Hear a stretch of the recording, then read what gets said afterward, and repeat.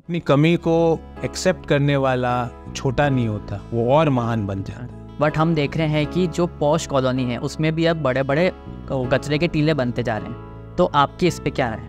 यहाँ policy maker सालों में बात नहीं करते, जनरेशन्स में बात करते। आज काम चालू करते, नेक्स्ट जनरेशन को दिखाते। हर स्कूल जाने वाले और हर बच्चे ने वो सीनरी, वो फतेह सागर की पेंटिंग 2009 में जब लेमन ब्रदर्स खत्म हो गया, उस समय आपने हिंदुस्तान की इकोनॉमी पर 1% भी आंच नहीं आने दी। उदयपुर के लोगों को क्या मैसेज देना चाहिए? मैं यही मैसेज देना चाहूँगा।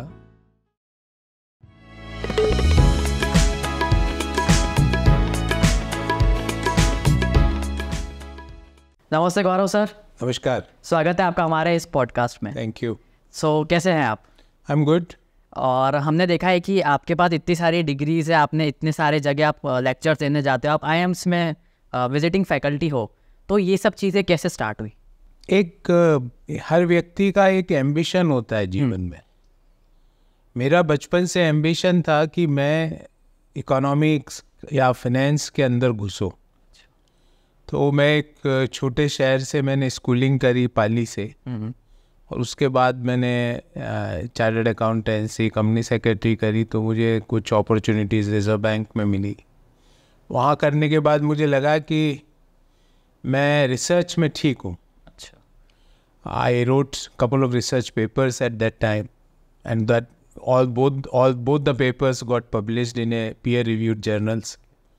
तो उसके बाद मुझे लगा कि I think let's try. And मेरे दोनों पेरेंट्स शिक्षक थे, तो मुझे वातावरण भी घर में शिक्षा और उससे जुड़ी हुई रिसर्च, एकेडमिक्स का मिला।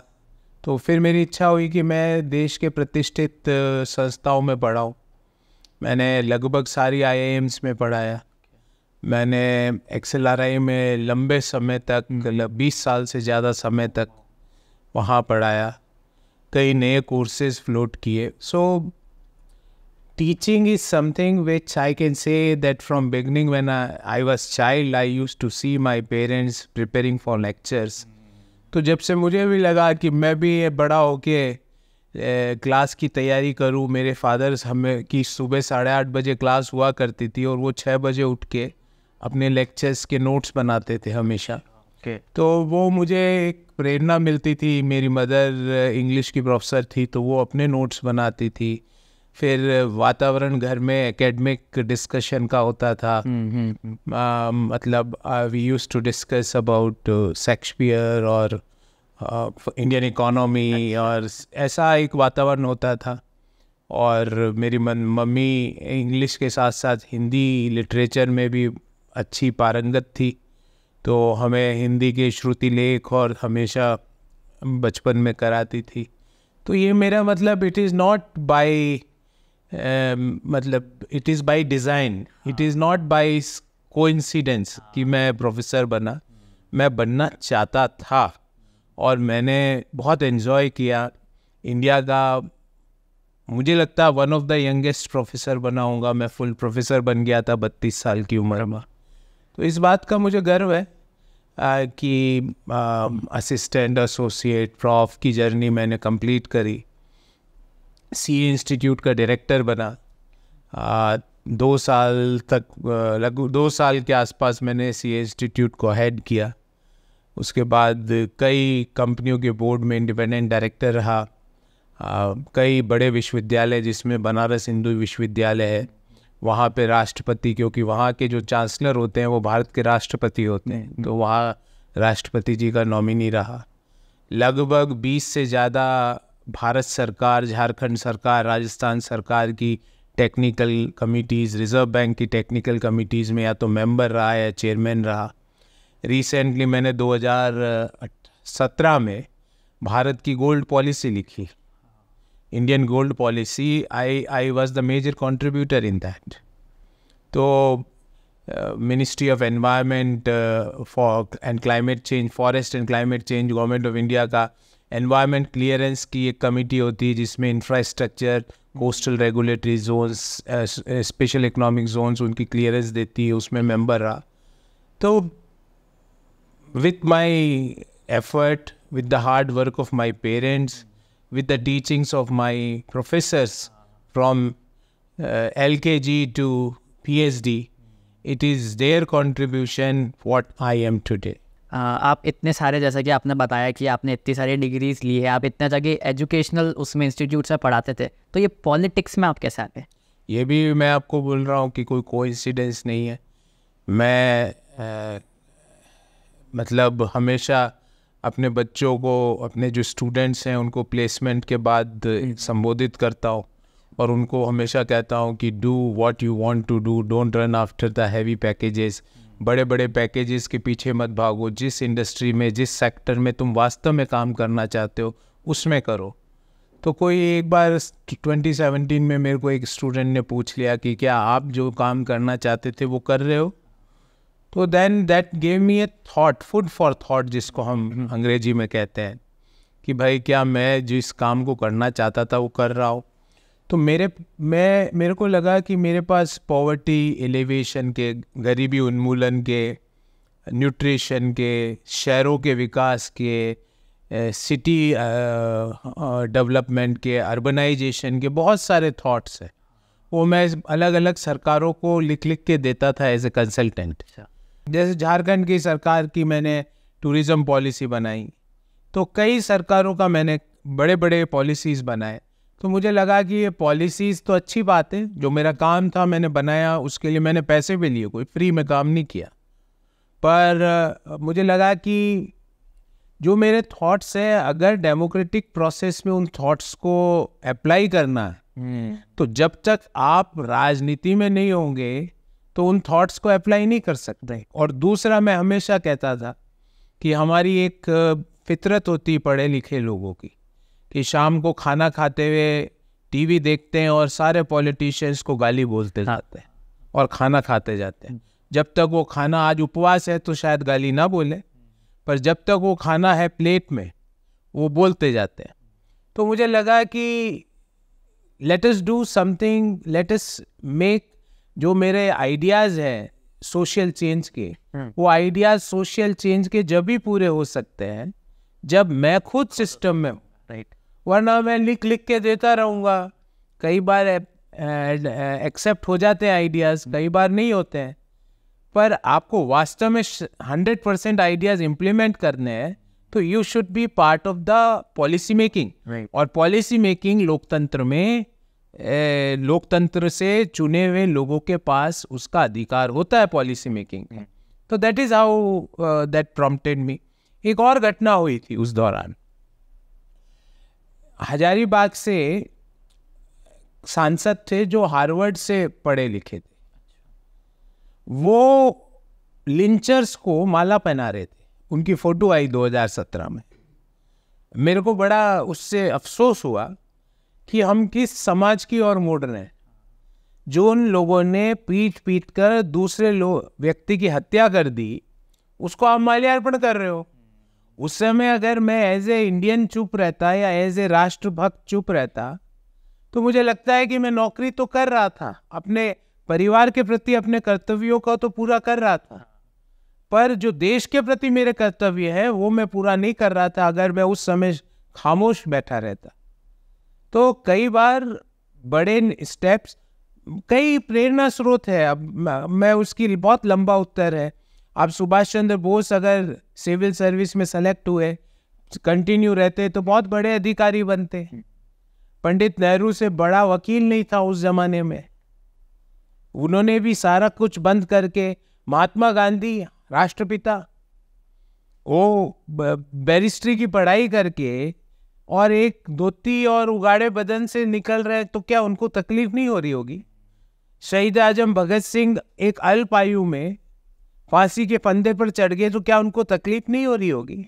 तो उनके भी कोई थॉट होंगे. मैं उनके तो पैरों की एक कण के बराबर भी नहीं हूँ, उनके जूते के धूल के एक कण के बराबर भी नहीं हूँ मैं. पर मैं ये कह रहा हूँ कि ऐसी चीज़ें प्रेरणा देती है. तो मैंने भी सोचा कि कुछ ऐसा काम करना चाहिए. जब समाज में लिंचर्स लोगों को मार रहे हैं और मैं खामोश हूँ, तो मैं अपने आप को राष्ट्रभक्त तो नहीं कह सकता, देशभक्त नहीं कह सकता, परिवार भक्त हो सकता हूँ, कि परिवार के प्रति जिम्मेवारियों का निर्वहन कर रहा हूं, पर राष्ट्र के सामने इतनी बड़ी चुनौती आई और मैं खामोश बैठा था। तो कई ऐसे ये इश्यूज हुए। उसके बाद प्राइमरीली अगर आप वन लाइन में पूछो तो I want to be a catalyst of social change. मैं लोगों के जीवन स्तर को सकारात्मक बदलाव के लिए अपना छोटा सा, बहुत बड़ा नहीं, एक गिलहरी जितना कंट्रीब्यूशन करना चाहता था, इसलिए मैं राजनीति में आ गया। सर हमने एक थोड़े टाइम पहले एक आपकी टीवी डिबेट में क्लिप देखी थी जिसमें आप 5 ट्रिलियन के बारे में पूछ रहे थे कि उसमें कितने ज़ीरो होते हैं। तो जब आप प्रिपेयर करते हैं फॉर टीवी इंटरव्यूज़ और डिबेट्स, तो आप खुद को काम कैसे रखते हैं? देखिए, मेरा एक पॉलिसी है, मैं 6:1 का एक मेरा प्रिंसिपल है। अच्छा। अगर आपको आधे घंटे टीवी के सामने बात करनी है तो अगर आपकी 3 घंटे 6 गुना तैयारी नहीं है 3 घंटे की, तो मैं नहीं जाता हूँ। अच्छा। और सामने वाले फोर्स करें कि आना ही है तो मैं कह दूंगा मेरी तबीयत ठीक नहीं। अच्छा। मैं नहीं जाऊंगा, मैं बिना तैयारी के नहीं जाता।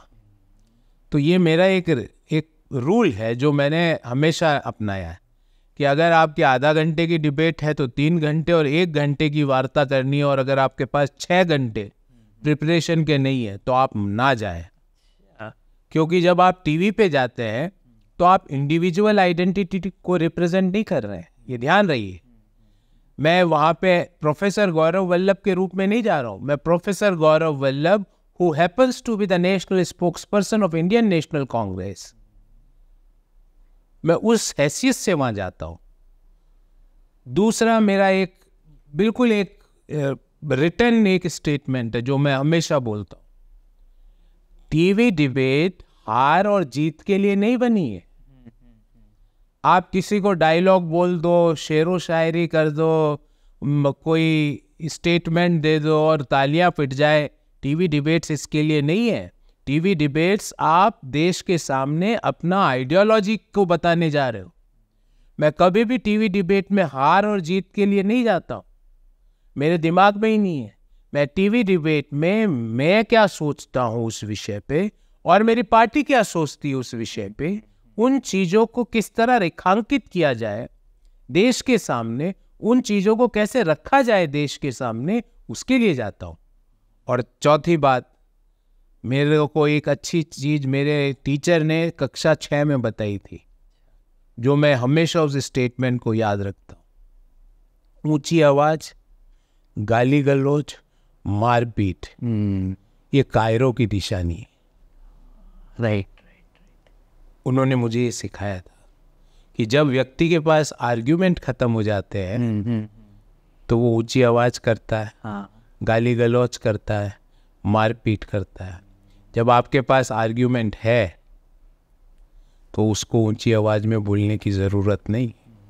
आपका एक स्टेटमेंट 1,00,000 घंटे से अगर कोई चिल्ला रहा है और गलत है, और अगर आप एक स्टेटमेंट धीमे से बोलते हो तो वो उससे भारी पड़ता है।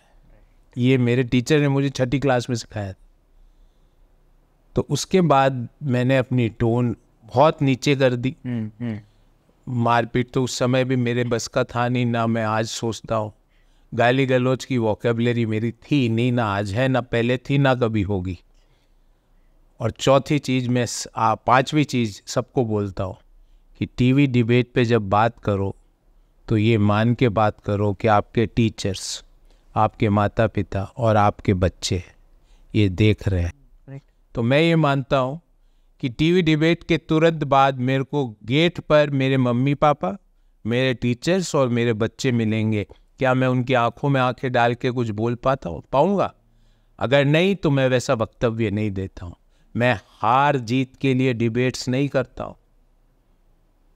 और हमारी तो आइडियोलॉजी, आपने सुना होगा हमारे नेता राहुल गांधी जी का एक कथन कि वो नफ़रत के बाज़ार में मोहब्बत की दुकान खोलने निकला है।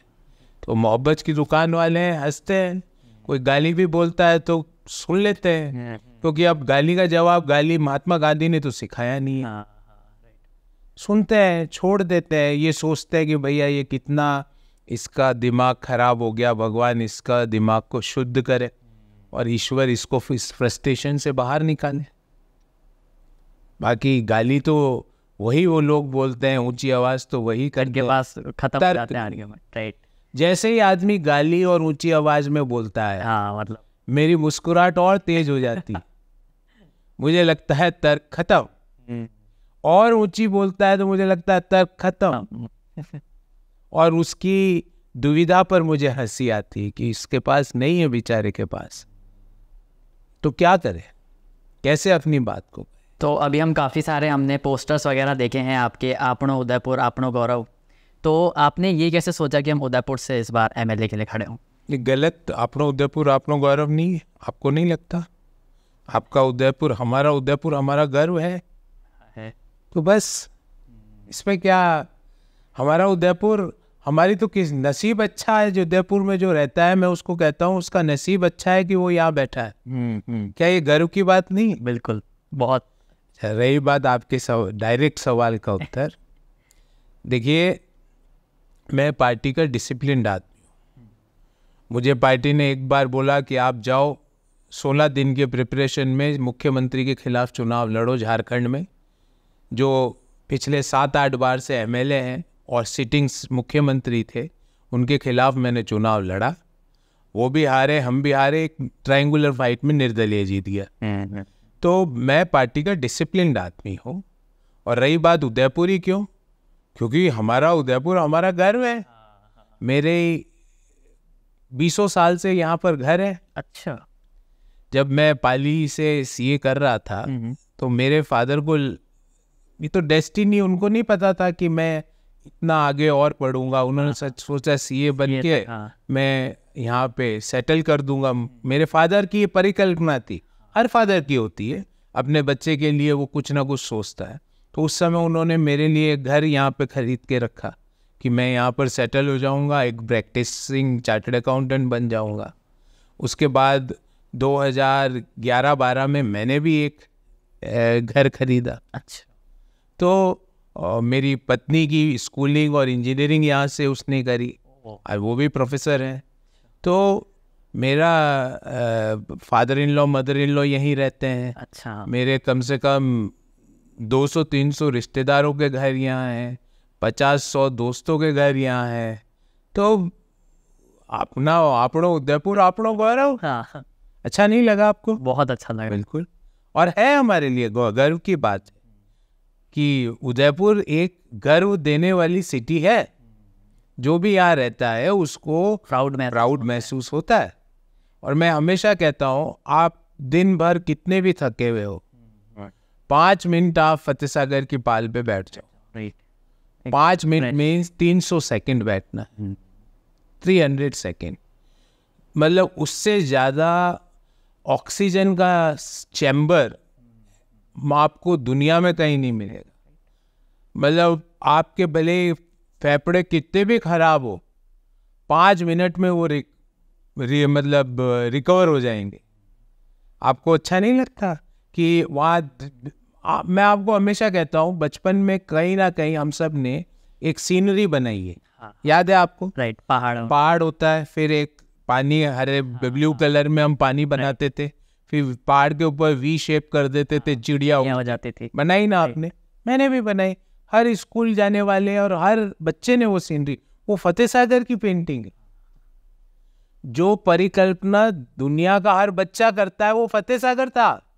आप जाके देखो, पहाड़ सेम, नीचे पास, हाँ बिल्कुल ब्लू वाटर, बीच में एक स्थान, शिविर, बर्ड्स उड़ रही है। आप जाके देखो, मैं रोज देखता हूँ कि ये वही सीन है जो मैं बचपन में बनाया करता था, हर बच्चा बनाया करता। उदयपुर का ही नहीं, अगर वो कैलिफोर्निया में भी बैठा है तो यही सीनरी बना रहा है, जो फतेह सागर की सीनरी। तो ये उदयपुर आपनो गौरव है। यहाँ पे जो हेरिटेज है, यहाँ पे जो आर्किटेक्चर है, यहाँ पर जो डिवोशन है, मतलब जगदीश चौक जाओ, हाँ एकदम स्पिरिचुअल जैसा। हाँ, और जगदीश चौक जाके मंदिर में भगवान के दर्शन करके वहाँ सीढ़ियों में 15 मिनट बैठ जाओ। भले कितना भी, मैं हमेशा कहता हूँ कि वो अमिताभ बच्चन की एक मूवी है ना जिसमें वो मंदिर की सीढ़ियों पे नहीं चढ़ता है, वो अगर जगदीश चौक पे होता तो पक्का ऊपर चढ़ता है। याद है आपको एक कौन सी दीवार मूवी है जिसमें अमिताभ बच्चन मंदिर की सीढ़ी तक जाता है पर मंदिर पे नहीं चढ़ता, पर अगर वो जगदीश चौक की सीढ़ी पे जाता तो 100% चढ़ता। वो करिश्मा है भगवान जगदीश के वहाँ पे जो स्पिरिचुअल जो हमें ताकत वाइब्स मिलती है। तो आपनो उदयपुर तो आपनो गौरव है ही। अगर आपकी पार्टी ने आपको चुनाव लड़ने के लिए अवसर दिया G20 के इवेंट्स में और कोई बड़ा नेता आता है तो काफ़ी अच्छा हो जाता है। वो भी सिर्फ उसी रोड पर होता है जिसमें वो निकलेंगे, पूरे शहर का नहीं होता है। वो फतेह सागर के मान लो रानी रोड से निकल रहे हैं तो सिर्फ उस आधे किलोमीटर का होगा, उस तरफ वाली रोड का कुछ नहीं होगा। वही तो प्रॉब्लम है। इसी पे तो मैं बात करता हूँ कि दुनिया का सबसे खूबसूरत शहर का खिताब उदयपुर को मिला। ये मैंने नहीं दिया, दुनिया की बड़ी बड़ी ट्रैवल एजेंसी, ट्रैवल जो मैगजीन से उन्होंने दिया। और हमारी हालत ये है कि 6 लाख की हमारी आबादी है और जनवरी 2023 में 1,94,000 टूरिस्ट का फुटफॉल हुआ एक महीने में। बोला 14 साल के रिकॉर्ड टूट गए। मतलब आबादी का 1/3 फुटफॉल हुआ और 14 साल के रिकॉर्ड टूट गए। और अगर हम अपने आप को कंपेयर करें वेनिस से, जिसकी लगभग 2.5 लाख आबादी है, प्रिसाइसली 2,56,000, और वहाँ हर मंथ 4,60,000 के आसपास फुटफॉल होता है, लगभग डबल। तो एक सिटी जो हमारा कंपिटिटर है वहाँ पे पॉपुलेशन का डबल फुटफॉल है और हमारे यहाँ पॉपुलेशन का 1/3 फुटफॉल है। क्यों है? क्योंकि जो यहाँ पे नीति निर्धारक लोग थे उनका दृष्टिकोण, उनका विजन छोटा था। उनका विजन उदयपुर के टूरिज्म की तरफ था ही नहीं। ये सिर्फ आज जो टूरिज्म आ रहा है वो सिर्फ भगवान ने जो हमें प्रकृति का वरदान दिया है उस कारण से आ रहा है। हमने कुछ नहीं किया। हम करते तो वेनिस से ज्यादा सुंदर है तो 1/3 ही क्यों आ रहा है, जबकि वेनिस में अपनी पॉपुलेशन का डबल टूरिस्ट का फुटफॉल हो रहा है। हमारा कोई दृष्टिकोण ही नहीं है। आप यहाँ बरसों से रहते हैं, बरसों से मेरा यहाँ से संबंध है। कितने उदयपुर में टोटल कितने फ्लाईओवर्स हैं? 3। और एक फ्लाईओवर तो ऐसा है जिसका Guinness book of world record में नाम है कि दुनिया में सबसे धीमी गति से एक फ्लाईओवर बना। क्यों? आज शनिवार इतवार के दिन यहाँ पे ऐसी स्थिति हो जाती है कि गाड़ी चलाना तो दूर, गाड़ी बाहर सड़क पर लाने के लिए आधा घंटा चाहिए। मैं कह रहा हूं अभी गाड़ी स्टार्ट नहीं हुई है, पर बाहर निकालोगे तो स्टार्ट होगी। निकालने से पहले कोई बाहर आपके घर के बाहर 3 गाड़ी लगा के चले जाते हैं, आप किसको ढूंढे?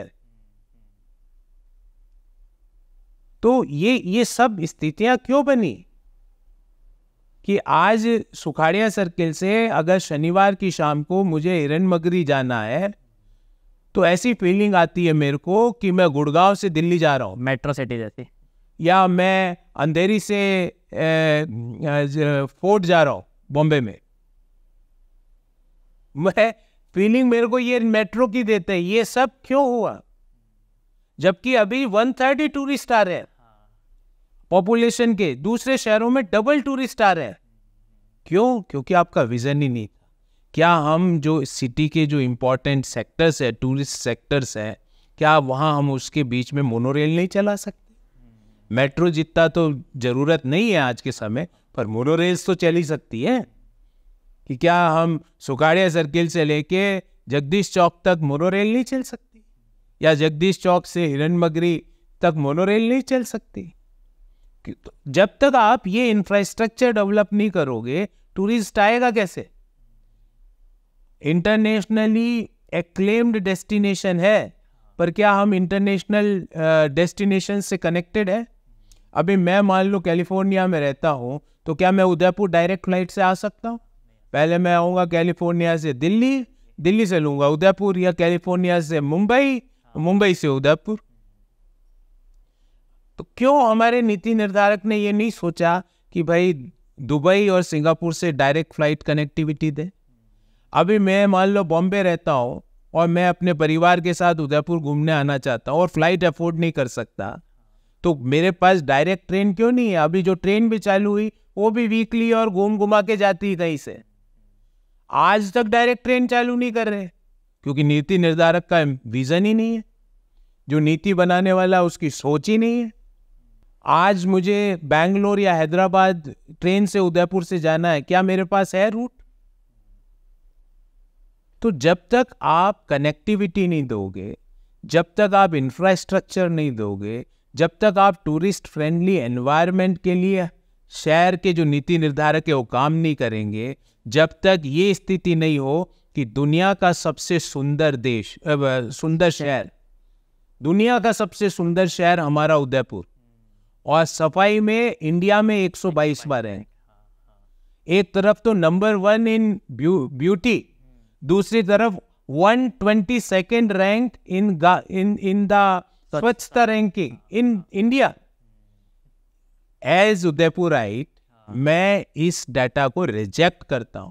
आई कांट टॉलरेट दिस कि एक तरफ तो प्रकृति ने हमें इतना वरदान दिया, भगवान ने हमें इतना वरदान दिया, डिवोशनल टूरिज्म, हेरिटेज टूरिज्म,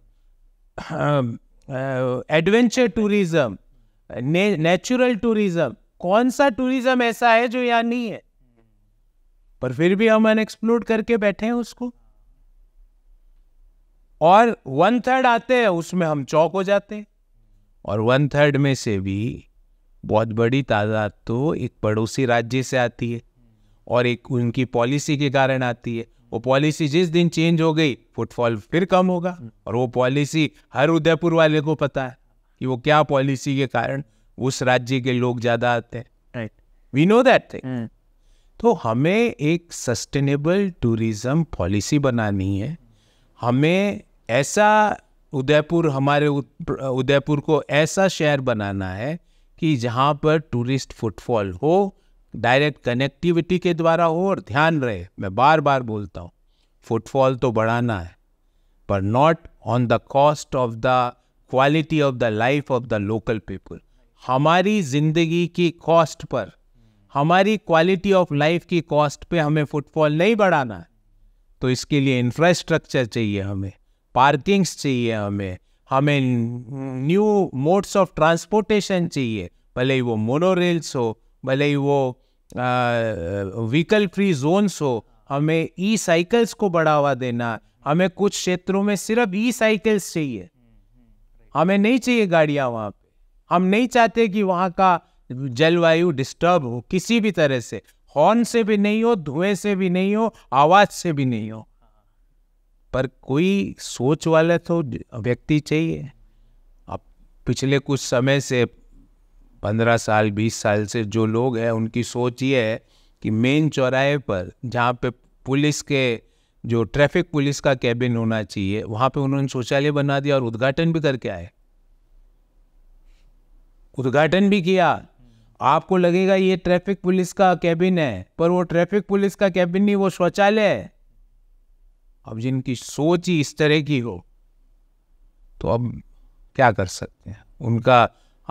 उनकी सोच का प्रॉब्लम, उनकी सोच के इश्यूज हम भुगत रहे हैं। हमारी क्वालिटी ऑफ लाइफ डिस्टर्ब हो रही है, हमारे ट्रांसपोर्टेशन जो हम ट्रांजिट टाइम है वो डिस्टर्ब हो रहा है, हमारे जो नए जो हमारे रोजगार बढ़ने चाहिए थे टूरिज्म में वो नहीं बढ़ पा रहे हैं, टूरिस्ट फुटफॉल हमारा नहीं बढ़ पा रहा है जो इंटरनेशनली बढ़ना चाहिए। स्वच्छता की रैंकिंग में हम यहाँ तक पहुँच गए 122वें नंबर पर। इंफ्रास्ट्रक्चर की हालत ये है कि अभी सप्ताह भर पहले थोड़ी सी बारिश आई तो शक्तिनगर में 2 गाड़ियां नीचे गड्ढे में चली गई। अब मैं क्या बोलूं?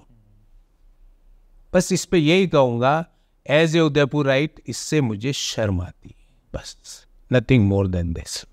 सर अभी हमने एक देखा था, एक door to door garbage collection वाला एक शुरू हुआ था, बट हम देख रहे हैं कि जो पॉश कॉलोनी है उसमें भी अब बड़े बड़े कचरे के टीले बनते जा रहे हैं, तो आपकी इस पे क्या है? पॉश कॉलोनी तो है ही, उसके अलावा आप एक और सर्वे करिए, जो स्कूलें हैं उसके मेन गेट से 25 मीटर दूर एक 3 स्टोरी एक आपको पहाड़ दिखेगा, आपको लगेगा ये 3 स्टोरी पहाड़ काहे का है, ये कोई ब्यूटिफिकेशन का है। और आप पास जाओगे, उसके 15 मीटर दूर रहोगे तो आपको ऐसी दुर्गंध आएगी कि आप वहाँ से अगर बाइक पे हो तो अगर आपकी बाइक 30 पे चल रही है तो आप 50 पे लोगे ताकि उस दुर्गंध से आपको मुक्ति मिले। क्यों हो रहा है ऐसा? क्योंकि आपका ना तो वेस्ट मैनेजमेंट की पॉलिसी आपने अपनाई, वेस्ट कलेक्शन का सेग्रीगेशन। सिर्फ लोग आज, मुझे किसी ने बताया, मेरे दोस्तों ने, कि ये जो कचरे की गाड़ी है, this is a good alarm clock, nothing more nothing less. हाँ, सुबह उठाने के लिए। हाँ, क्योंकि आपका ना वेस्ट डिस्पोजल की कोई पॉलिसी बनाई, ना आपने सीवरेज ट्रीटमेंट के कोई प्लांट्स लगाए। एक प्लांट लगा सीवरेज ट्रीटमेंट का, बाकी प्लांट्स कहाँ हैं? तो वेस्ट, कॉम्प्रिहेंसिव वेस्ट पॉलिसी की ज़रूरत है। और इतने बड़े टूरिस्ट डेस्टिनेशन जिसको दुनिया का सबसे सुंदर शहर माना जाता है, वहाँ वेस्ट डिस्पोजल, वेस्ट मैनेजमेंट की कॉम्प्रिहेंसिव पॉलिसी नहीं है। और उसका नतीजा क्या होता है कि 122वें रैंक पर हैं हम। बाकी जो हम लोग, जो शहर के लोग हैं, वो कभी भी झीलों को गंदा नहीं कर, वो अपने ड्राइंग रूम को गंदा कर देंगे, पर अगर झील में अगर एक कंकर भी चले गया तो वो अपने आप को गिल्ट फील करते हैं। ये यहाँ फीलिंग है और ये अद्भुत फीलिंग है। दुनिया के कोई शहर में ऐसी फीलिंग नहीं है। झीलों से और पहाड़ों से जितना उदयपुराइट्स को, हम लोगों को प्यार है, मैंने ऐसा प्यार दुनिया के कोई शहर में नेचर के प्रति लोगों को करते नहीं देखा। पर एक जो दूसरी जो इंस्टीट्यूशंस है, भले वो म्युनिसिपल बोर्ड हो, म्युनिसिपल कॉरपोरेशन हो, भले वो वहाँ पे बैठे हुए जो लोग हैं, अगर उनको 122वीं रैंक मिल रही है, मैं ज़्यादा नहीं बोलूँगा, पर उनको सोचना चाहिए, जो भी लोग बैठे हैं, मुझे नहीं पता कौन है, कि ये क्यों मिल रही है। भगवान के इतने बड़े वरदान के बावजूद हमें 122वीं रैंक मिल रही है। तो इसके लिए कॉम्प्रिहेंसिव वेस्ट पॉलिसी की ज़रूरत है। सॉलिड वेस्ट मैनेजमेंट की अलग पॉलिसी होनी चाहिए, जो लिक्विड वेस्ट मैनेजमेंट की अलग पॉलिसी होनी चाहिए। जो इलेक्ट्रॉनिक वेस्ट मैनेजमेंट, क्योंकि अब हम इलेक्ट्रॉनिक वेस्ट भी बहुत देते हैं। हाँ। भले ही वो हमारे मोबाइल का प्लग हो, पुराने मोबाइल फोन्स हो, पुराने लैपटॉप्स हो, पुराने डेस्कटॉप्स हो, पुराने टीवीज हो, पुराने स्टीरियोज हो, वो फेंकते ही हम आफ्टर सम टाइम ही फेंक। तो उसको कैसे डिस्पोज ऑफ करेंगे? अगर हम ये सारी चीजें सस्टेनेबल रूप से करें तो मुझे लगता है कि हम प्रॉपर पॉलिसी के साथ हम 122वीं जो हमारी स्वच्छता में रैंक है उसको नंबर 1 पे ला दें। सो हम जो बात करते हैं Udaipur as a smart city की, तो जो सिटी है वो स्मार्ट सही में हो रही है या फिर हम सिर्फ पेपर पे ऐसे टिक कर देते हैं यहाँ भाई ये काम हो गया? भाई 1 घंटे की बारिश में गाड़ियाँ धंस जाए, हाँ। फिर भी आप स्मार्ट बोल रहे हो या पूछ रहे हो, तो ये तो क्वेश्चन ही आपने गलत फ्रेम किया है।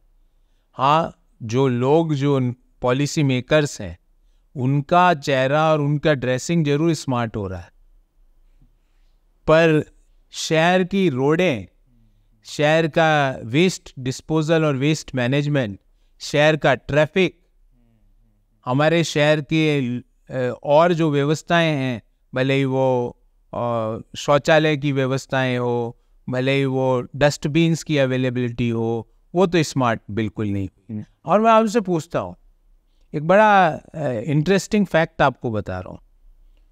आपने प्लास्टिक के डस्टबिन्स तो देखे हैं? बिल्कुल, हरे रंग का, लाल रंग का, हाँ। पर लोहे के डस्टबिन भी देखे होंगे, कंटेनर्स के, पर पत्थर के डस्टबिन देखे आपने? वो यहाँ पे इन नीति निर्धारकों ने, जो पॉलिसी मेकर्स है, उन्होंने बनाए ऐसे डस्टबिन लोहे पत्थर के बनाए कि उनको हिलाने के लिए क्रेन चाहिए। पता नहीं क्या, कहाँ से लाते हैं ये सोच। I don't know from where they are taking this kind of vision. और पत्थर के डस्टबिन, ये भी गिनीज बुक में आना योग्य इनका कारनामा है।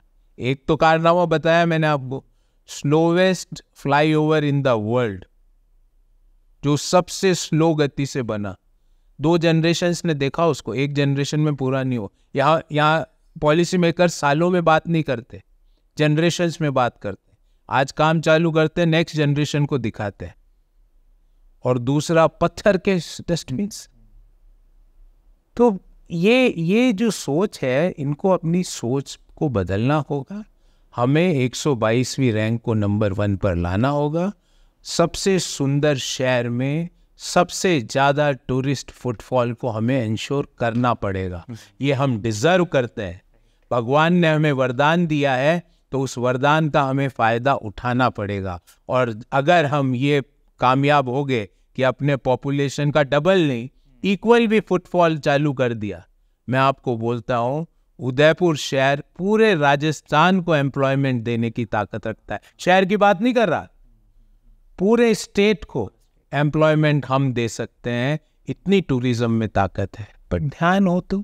एक हम मुद्दा देख रहे हैं, काफ़ी टाइम से चल रहा है, आयड़ नदी का। तो काफ़ी सारे सरकारों ने ये सोचा कि भाई हम आयड़ नदी में दोनों साइड सिटी कर देंगे और बीच से नदी बहती रहेगी, नहर चलती रहेगी। तो वो जो एक सपना है उदयपुर वासियों का, काफ़ी टाइम से उस पर बात हो रही है, तो वो बात आगे भी होती रहेगी। बिल्कुल, उसके बात तो अब बात का समय नहीं है, बात खूब हो गई।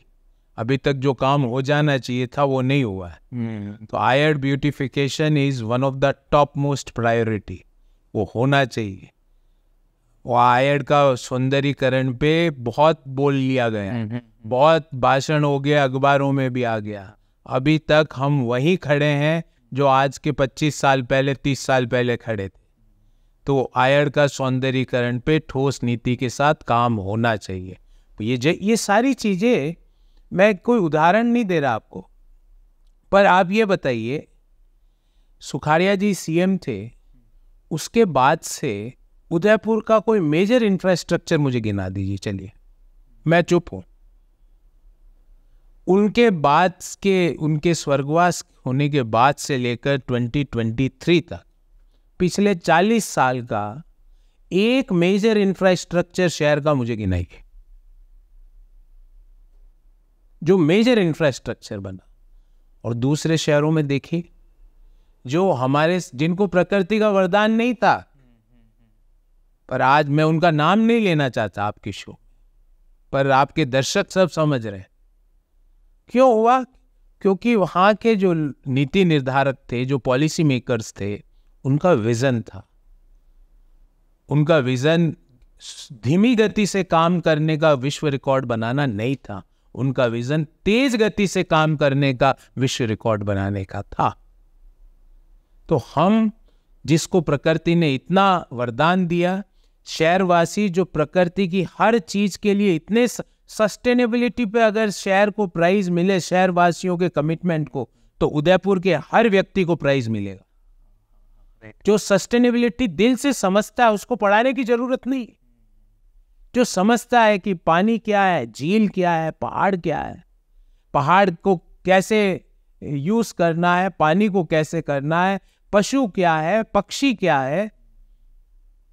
पर फिर भी अगर ये ऐसे नीति निर्धारकों की लाचारी के कारण, नीति निर्धारकों की कम विजन होने के कारण, नीति निर्धारकों के आलस्य के कारण आज हम इस स्थिति पे पहुंच चुके हैं। सो काफ़ी हमने अच्छी बातें कर ली, काफ़ी चीज़ें हमने आपसे सुन भी ली। तो अब हम आपके साथ एक रैपिड फायर राउंड करेंगे, हमारा सबसे लेजेंडरी राउंड है। So first question is, how do you manage stress?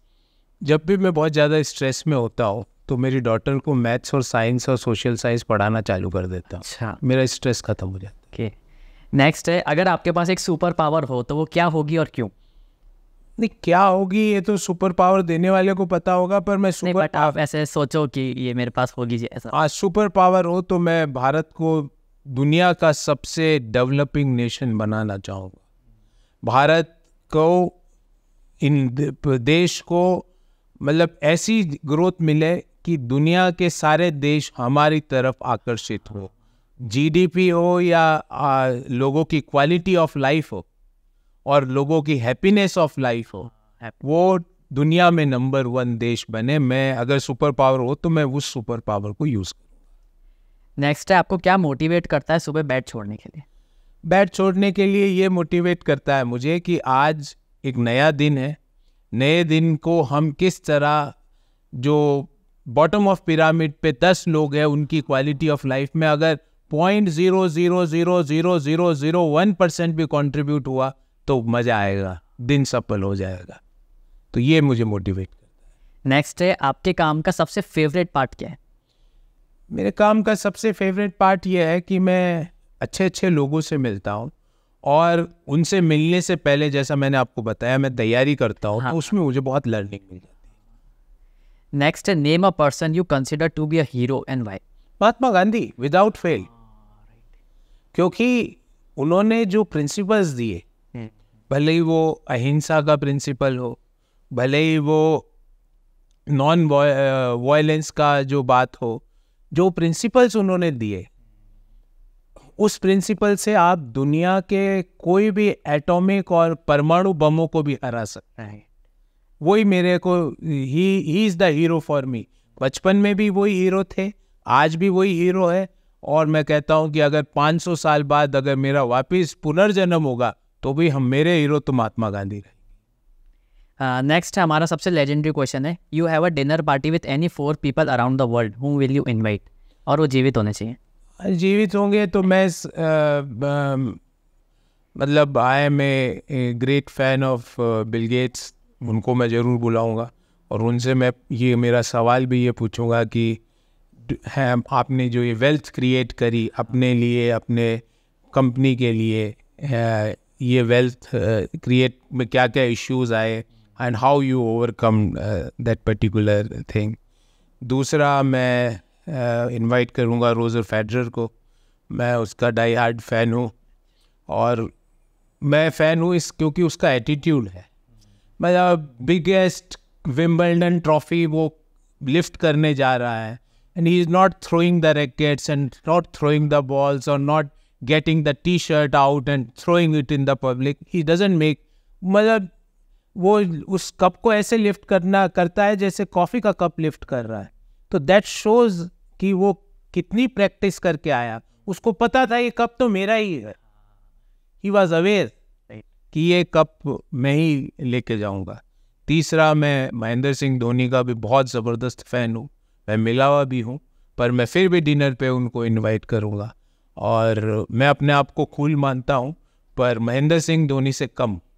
मैं और पूछूंगा कि और स्ट्रेस आ जाए, क्योंकि इतना स्ट्रेसफुल फाइनल चल रहा है, 140 करोड़ देशवासी देख रहे हैं।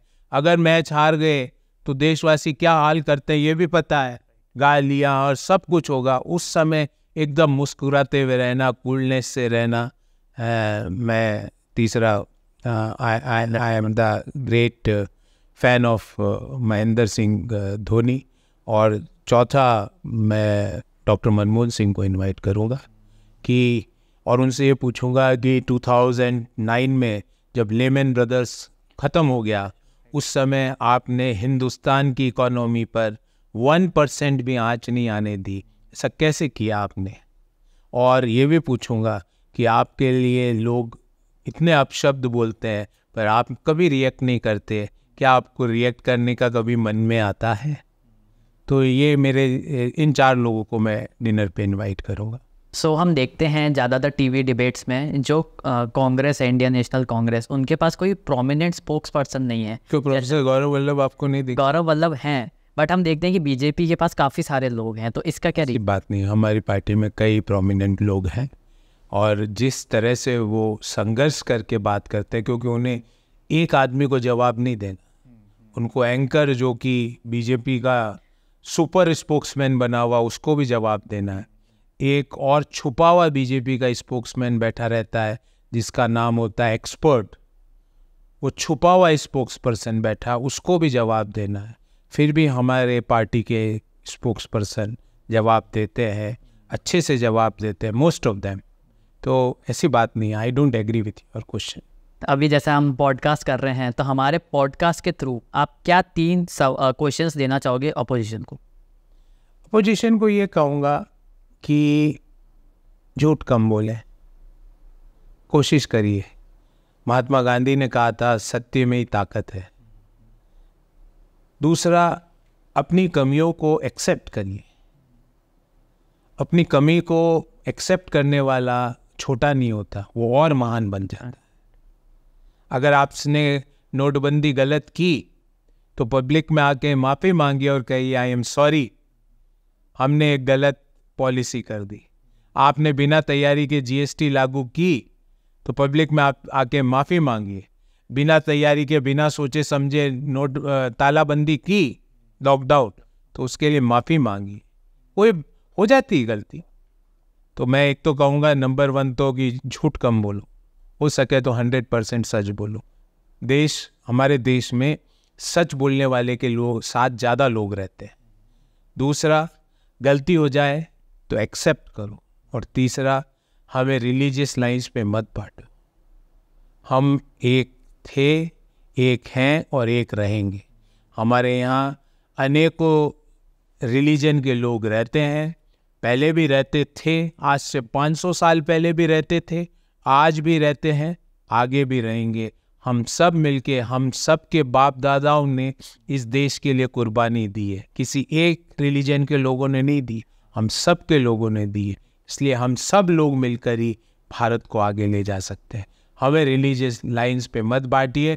अगर आप कोशिश जो कर रहे हो, आप विफल होंगे, क्योंकि हमारे देश का जो डीएनए है उसमें गंगा जमनी तहजीब है, उसमें वसुदेव कुटुंबकम है, उसमें सर्वधर्म समभाव है।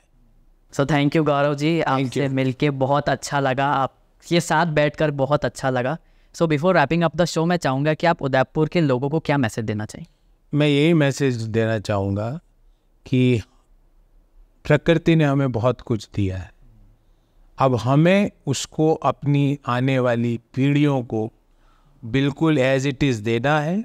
और हमारे परिवार के और हमारे समाज और हमारे शहर के लिए किस तरह वो एम्प्लॉयमेंट जनरेट करे वो चीज़ें, उसके बारे में सोचना है। भले ही वो माइनिंग हो, भले ही वो टूरिज़्म हो, भले ही वो मेडिकल हब हो, भले ही वो एजुकेशनल हब हो, भले टूरिज़्म में भले ही वो हेरिटेज टूरिज़्म हो, एडवेंचर टूरिज़्म हो, कल्चरल टूरिज़्म हो, डिवोशनल टूरिज़्म हो, हमारे पास अपार संभावनाएं हैं।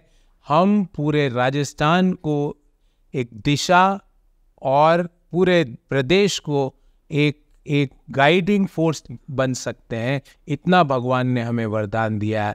और हम सब 6 लाख उदयपुराइट्स मिलकर एक ऐसे उदयपुर का निर्माण करेंगे जिसमें सबको एम्प्लॉयमेंट हो, हर महिला को सुरक्षा हो, और उदयपुर में हैप्पीनेस क्वोशिएंट जिसको हम कहते हैं HQ, वो आगे बढ़े।